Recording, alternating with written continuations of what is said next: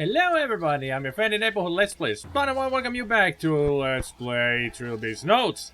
Hopefully this time I can actually end the game properly, because Jace was nice enough to actually give me a save game right before we go into the ending right here. So, as you may have noticed from the previous video, I got really pissed off at the ending here because I didn't know what to do, so we got the bad ending. But let's go for the good ending, and also, yeah, I didn't save the game at all at any point. Kind of a stupid mistake for making a long video and didn't save right at the ending. But I wasn't sure if this was in the ending and it was there, and I didn't even realize, yeah, I didn't save a game for 50 minutes almost, so. Stupid is what stupid does, just like Forrest Gump said. Or at least his mother told him so. So, let us climb into hole. This was it. I was certain. The remains of the tree that Boyle and his father cut down. Its wood being later used to construct an inn, a harpsichord, a shipping crate, and an idol. I could feel the same scrambling in my mind that I have felt just before all of my visions. This time it was the stump itself that seemed to be beckoning me closer. Do I actually really need to go through all of this again? Because we did do the dialogue in the previous video, so how about we just go to the ending and then see what happens? You've all seen the dialogue before, you can watch it in the previous video if you're curious about it. In some kind of cavern, the flaw has something to do with this. The flaw has something to do with the chains. I spotted some chains hanging in the back to use the ritual. Touch stomp. Cabinets! Good old buddy! And if you also at least Jace wondered why I didn't have any of the editing when I did the ye old time radio voice with these moments, it was because I was so pissed off I didn't even care about the editing then. So yeah. Yeah, but that's gonna do, blah blah blah blah. Gotta go all through this, but at least I just keep spamming the enter button and I can skip everything. And we have shizz there. It's gonna be summoned into the world. And the game really did hint here on how to defeat shizz and everything, the prince and Cabinet. And the, well, pretty much how to do the ending properly.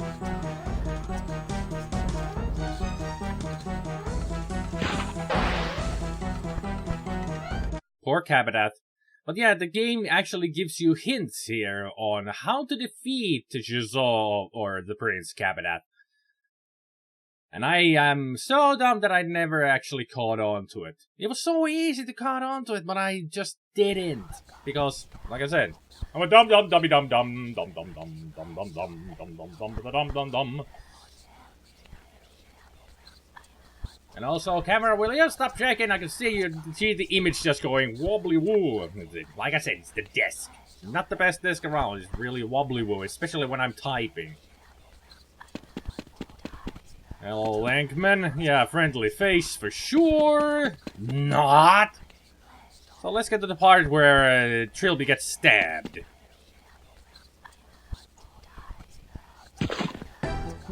Lunge right into the gut. So, what did you say, Lankman? I kind of skipped a lot of his dialogue during this when I was trying to, you know, do something.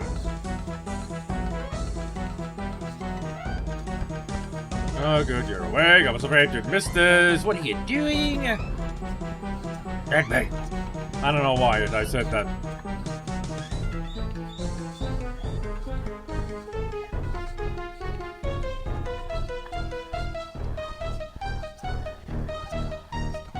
Yeah, if you haven't noticed, those are the big hints that he just gave there. Cabinet feeds and shizz, they feed on pain. So like he said, that the men like Trilby just don't die away quickly. And that is a big hint right there. So those are really big hints on what you need to do here. It's simple. Kill yourself. If there is nobody in pain here or soul in agony, there's nothing for Chiso or Cabinet to feed on, right? Right. Although they do have Chauvin there, so I'm not sure. Let's see, what did we have in our inventory? Wines. Okay, there's Cabinet. Reality flits from realm to realm, tormented and confused. End this madness that we might bring thee to us. How about we kill ourselves? How about just die? Not yet, but that was pretty close. Use wine on self. Kill self.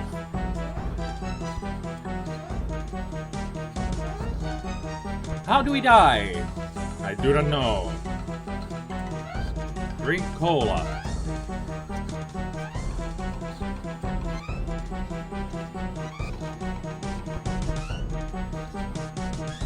My attempts to move only made things worse. I felt a stab of pain and something snapped behind my eyes, filling my vision with spots. End it, Cabinet! Don't end it, Cabinet! We know what happens. I was losing blood steadily. My arms and legs were limp and unresponsive. I couldn't move. Come to think of it, if Trilby kills himself, how are we still reading his notes? You do remember that these are his notes that he wrote down that we are reading. The story is told from the perspective of Trilby's notes that he wrote down. So how are we reading this if the eventual event is that he dies? How did he write all of this?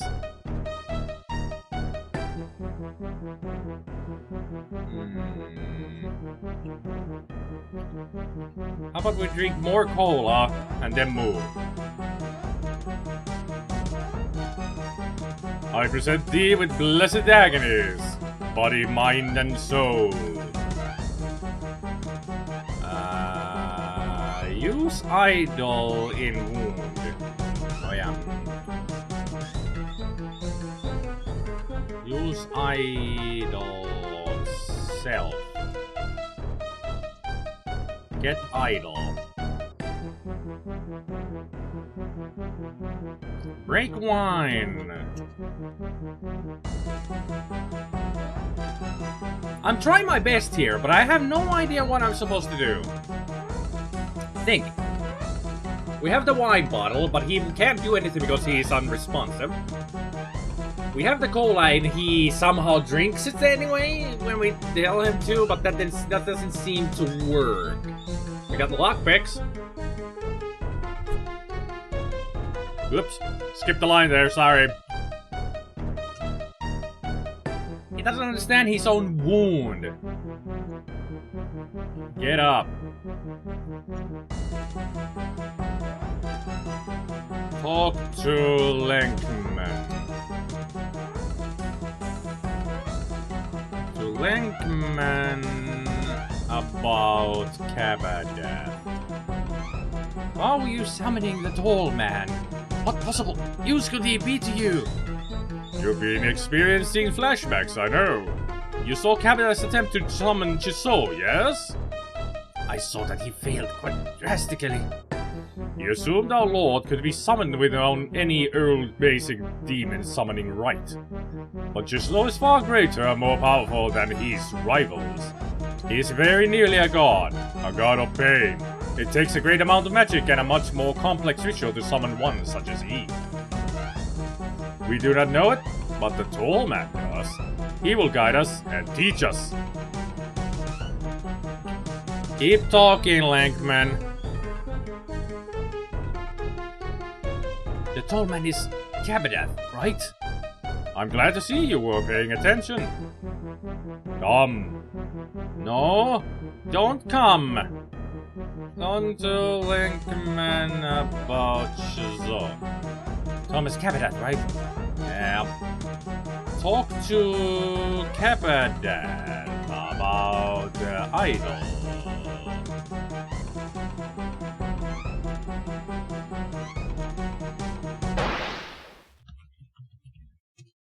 I stared blankly. Talk to Cabadath about... Shizz? Oh, sorry. Cabadath. Not Cabado. About Shizz. I was unable to speak. Okay, drink cola. Talk to tall man about Shizz. Talk to Linkman about tall man. Now I'm suddenly unable to speak. Really? Kick tall man. Talk to Linkman about tall man Cabadath. Well, apparently when he appears, the game is gonna be over. Oh, fuck's sake. I really have no idea what I'm supposed to do there. No idea whatsoever. I can't think of anything. I just started to talk with Linkman and he helped a lot because we figured out everything already. We know that Cabadath is tall man. I knew that already. I'm sorry, I gotta look this up. I'm gonna look up some hints and or just a solution how to beat him. It's a blind let's play. I am allowed to do that if I get stuck, right? I hope so. But anyway, I'll be right back. You just sit there. It's gonna take a second for you. For me, who knows how many minutes. But I'll be right back.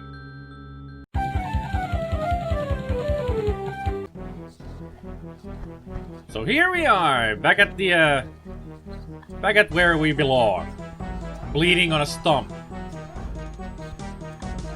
Blah, blah, blah.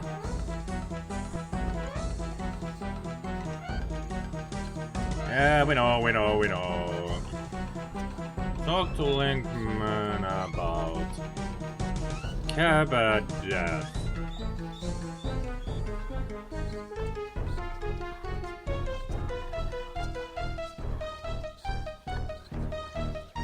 Now, let's talk to Chauvin. Yeah, like I said, I looked up... I looked up...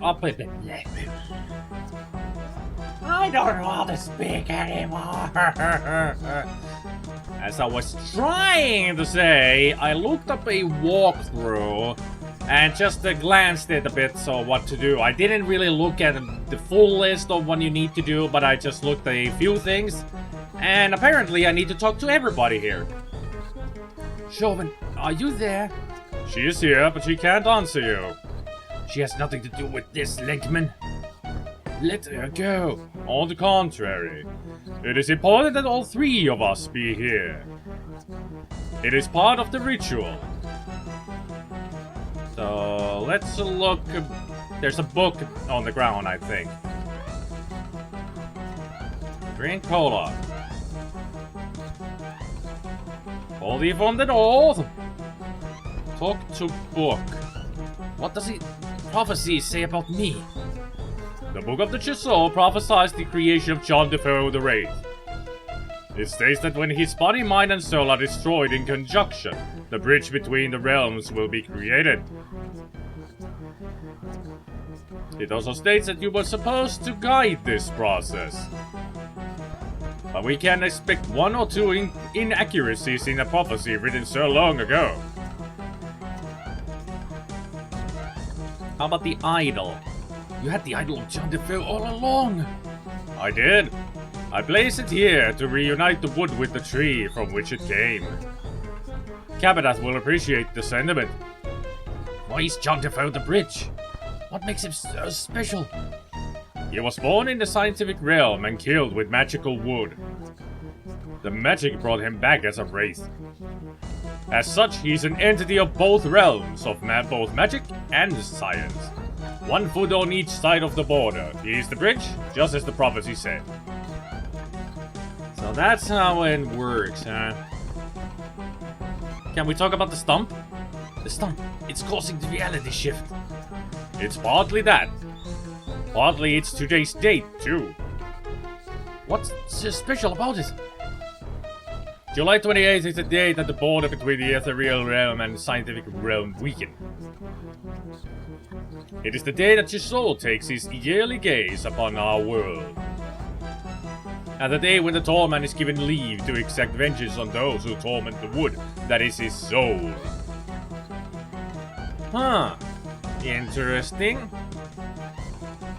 Can I now punch Lankman? My attempts to move only made things worse. I felt a stab over blah blah blah. I'm gonna drink a cola.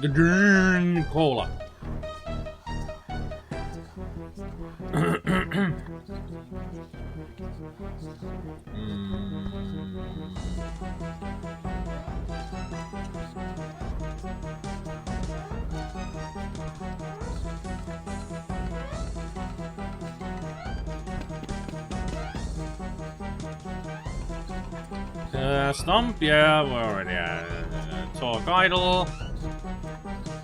Yeah. A book. Creation chanted for his mighty mind is destroyed in conjunction.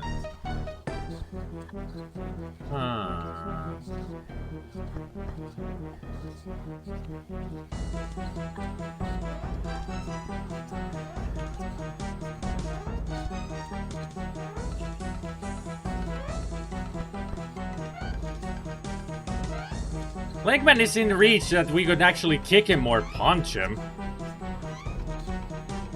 Nan. Yeah, I want to punch my Nan.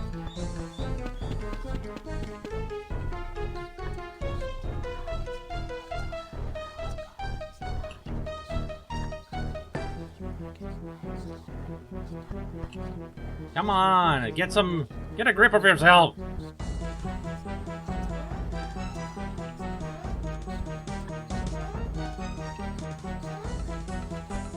There was more text there, but I skipped it. Throw wine at the link.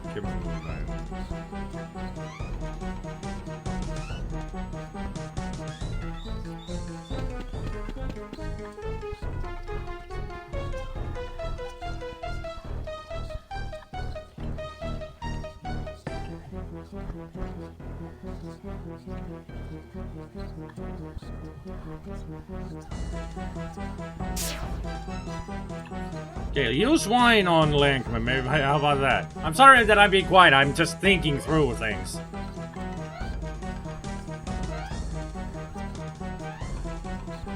Punch Lankman.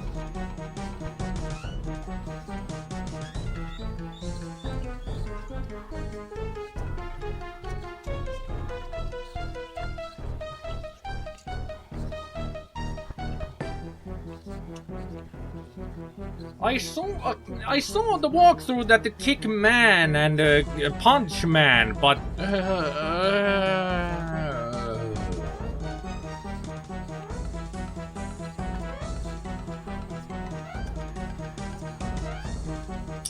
yeah, end this madness.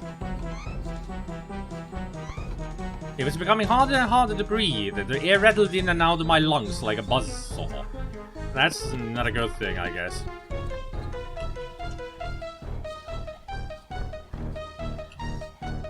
Maybe if I just keep doing... Maybe if I just keep doing all these, I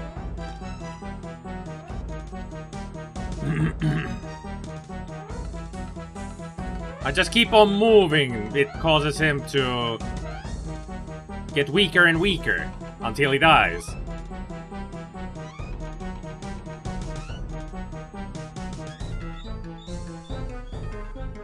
Let me do my commands. Stop talking. Kick stump.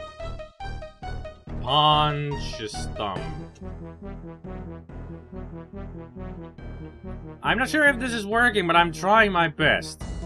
My vision was clouding up around the edges. It seemed like my stubborn will was the only thing keeping me alive.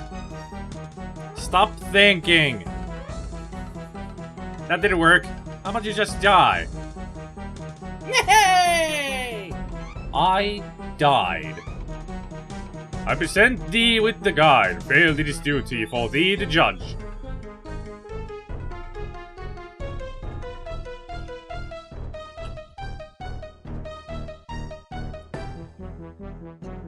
It hurts. Come. Okay. Come. So what happens now that I'm dead?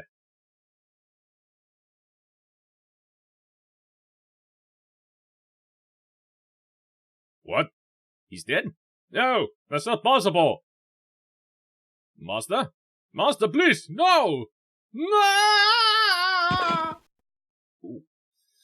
I think Lankman got killed. Good.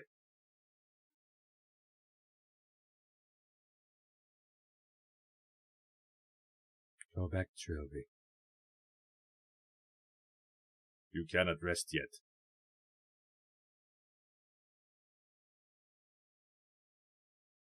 There is still work to be done.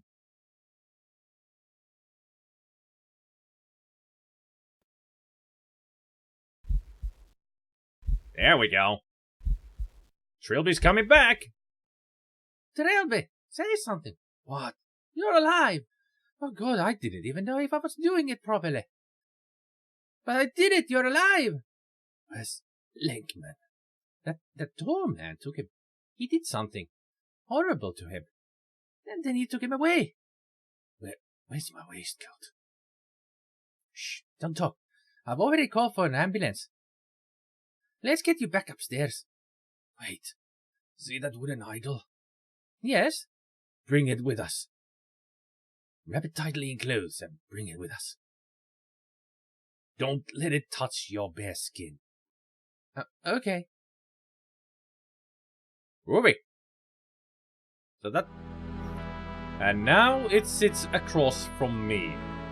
So that's what I needed to do. Just exert ourselves until we couldn't even do anything but think. And then just think about dying. Excellent. The reality shift had cleared up and we were free to leave. An STP cleanup crew arrived with the ambulance. Yeah, I was also thinking that the Trilby cannot really truly die because of the second game where they find the coffin in space. So how could have Trilby done that if he was dead? So yeah. So all of this kind of makes sense now. It all ties up together. No trace of Abbott or the hotel staff was found. Officially, they've been classified as unexplained disappearances. Lankman and the tall man seem to have also vanished, which does not surprise me in the least. Chauvin signed the Official Secrets Act, and last I heard is staying with her parents to recuperate. Which just leaves me to write up my notes, with the idol that haunts my dreams gazing at me from across my desk. Why not keep it wrapped in clothing? Why keep it open? That doesn't make much sense to me. Every instinct in my being wants to burn it to ashes and grind them into the dirt, but I do not. Lankman spoke of a prophecy, that the destruction of John Defoe's soul would somehow help him and his orders summon their dark god. So if I destroy the idol, they win. What else can I do? I certainly can't keep it. I know from experience that it leaks malevolent influence like a broken pipe leaks water. The only other option is to hide it. But where can I hide such a thing and ensure that it is never found again by human hands? To space. I shall have to think about this. Trilby. July 29th, 1997.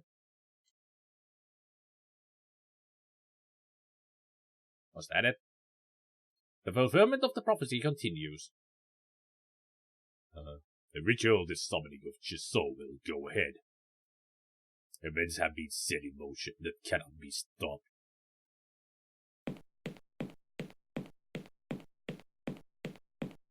We have the blood of the guide.